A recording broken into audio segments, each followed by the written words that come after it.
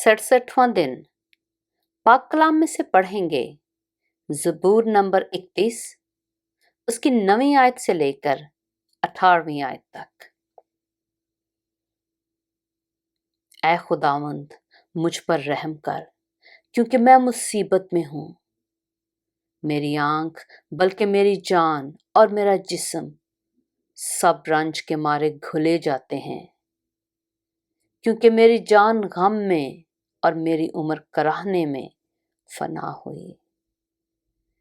मेरा जोर मेरी बदकारी के बायस से जाता रहा और मेरी हड्डियां घुल गईं। मैं अपने सब मुखालफों के सबब से अपने हमसायों के लिए अज़बस, अंगुश्त नुमा और अपने जान पहचानों के लिए खौफ का बायस हूँ। जिन्होंने मुझको बाहर देखा मुझसे दूर भागे। मैं मुर्दा की मानत दिल से भुला दिया गया हूँ। मैं टूटे बर्तन की मानत हूँ, क्योंकि मैंने बहुतों से अपनी बदनामी सुनी है।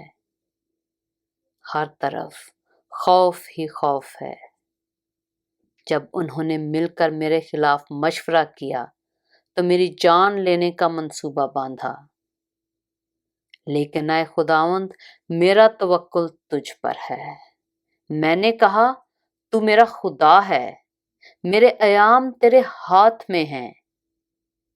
मुझे मेरे दुश्मनों और सताने वालों के हाथ से छुड़ा। अपने चेहरे को अपने बंदा पर जलवागर फरमा। अपनी शफकत से मुझे बचा ले।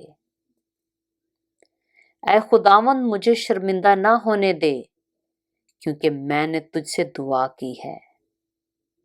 शरीर शर्मिंदा हो जाएं और पाताल में खामोश हों।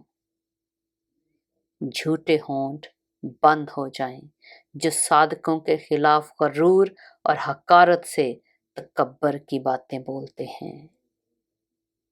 पाक कलाम के पढ़े और सुने जाने पर खुदावंद की बरकत हो।